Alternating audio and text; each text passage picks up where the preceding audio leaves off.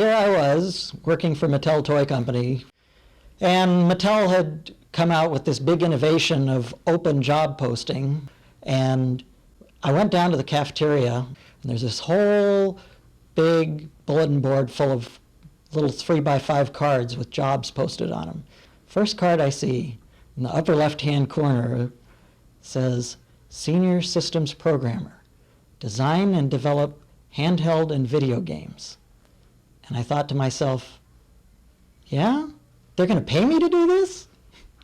When you're preparing an operating system, it's nice if you have a sense for how the operating system is going to be used. And there's a big chicken and egg issue in that once you create a feature in the operating system, yes, do you need it? It's like you want to have a game to test the operating system and have the sense that you're writing the right operating system for the game.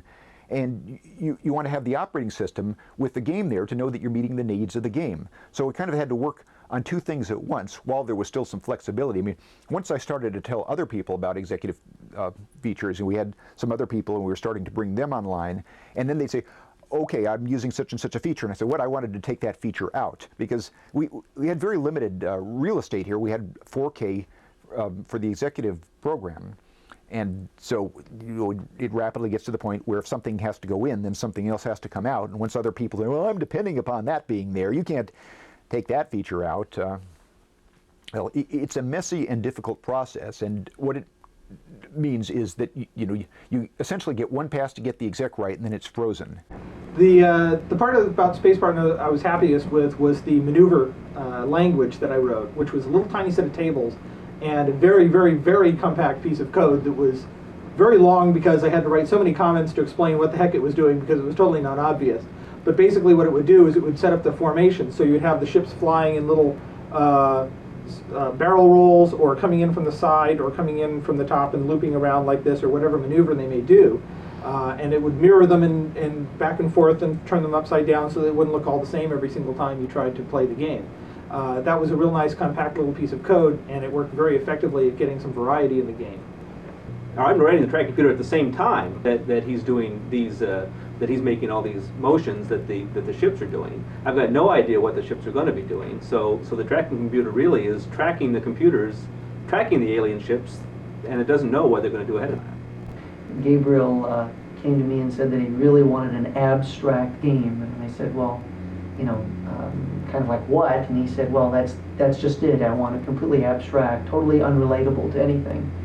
So we put together Vectron. It was first called Vectrix, and we went through several other different names, ultimately to put together the game, which we finally finished, which was subsequently released, and pretty much marketing came back to us and said, what are we going to be able to do with this game? We can't really relate it to anything. It's a little too abstract. So I guess we kind of did our job maybe a little too well, because it's kind of this game that's way out there, and now my kids sort of look at me and say, what were you thinking when you did this game?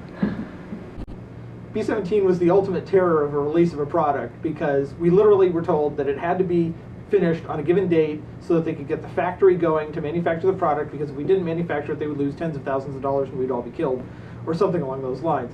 And so what I had to do is we had one last bug.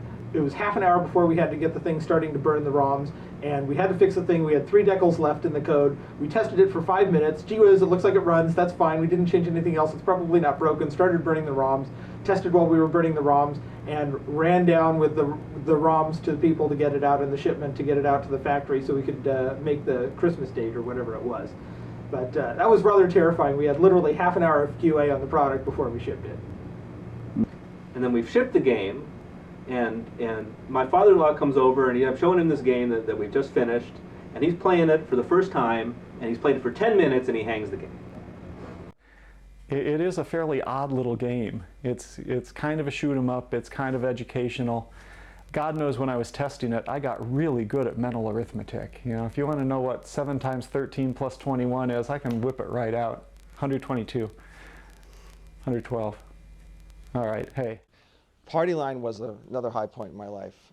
Bill Fisher, Keith Robinson, and myself went out to lunch one day, and we were just talking, and all of a sudden it came up, wouldn't it be a cool idea to have a party line of games at Mattel?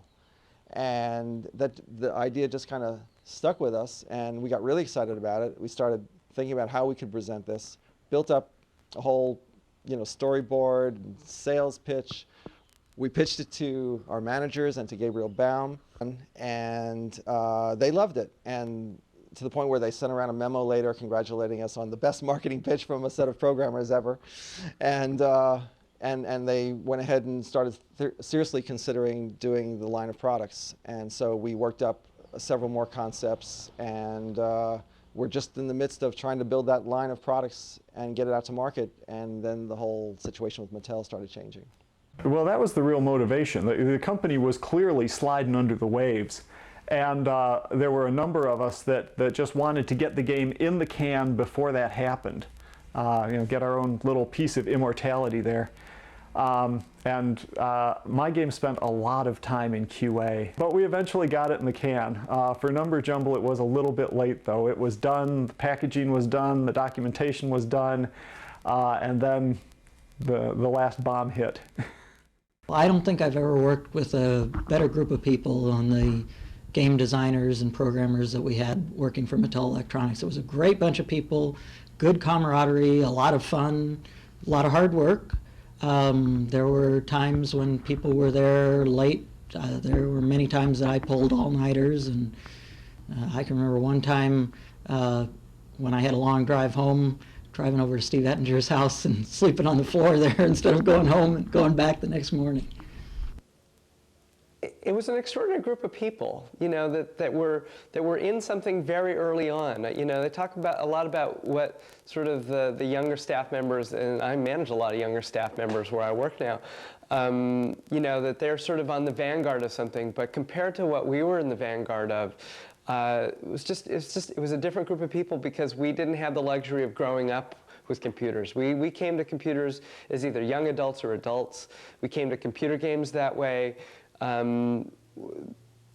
We learned it all together. It was an unbelievable experience. And to see what everybody is still doing. I mean, we are still at the vanguard. Many of us at the vanguard of managing, in more sort of mature companies, that do this sort of thing. Or as the industry matured, a lot of us have been in either key roles, either as management or still as technical people or still as designers.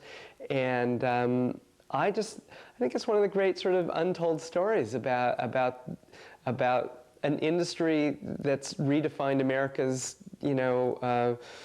prosperity. I mean, people have moved into all kinds of different fields. I mean, I work right now in the financial field with computers, and I just think it's a great story, and it's just something I've been very proud, of all the places that I've worked. It's one of the places I'm most proud about, and it's one of the groups of people, even though I'm not in touch with that many of them, I just love to get together and be around them. There's just something great about that.